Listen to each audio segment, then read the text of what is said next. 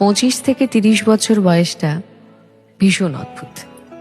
বেশিরভাগ মেয়ে দিদি এই সময়টায় বিয়ের 3-4 বছর সময় চলে।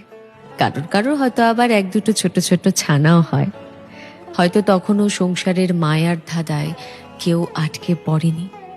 তবু হঠাৎ হঠাৎ করে আয়নায় চোখ পড়লে সেই কিশোরী বেলার মতন অনেকক্ষণ তাকিয়ে থাকা আর হয়ে ওঠে না। এই বয়সটা ভীষণ একলা, ভীষণ হিসেবে।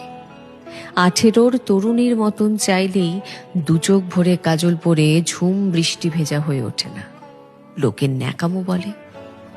আবার 40-এর মতো সংসারের যাবতীয় সিদ্ধান্তে ঘরের মধ্যমণি হয়ে ওঠা যায় না। এতেও লোকে জেঠিমা বলে। 25 থেকে 30 বছর বয়সটা ভীষণ অভিমানী।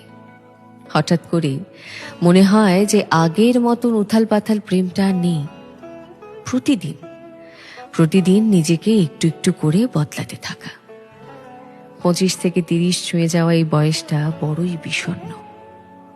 একটা ভীষণ চঞ্চল পাখি খাঁচায় বন্দি হওয়ার অনেক দিন বাদে পালাবার আশা ছেড়ে দিয়ে খাঁচাটাকে ভালোবেসে ফেলার মতন বিষণ্ণ।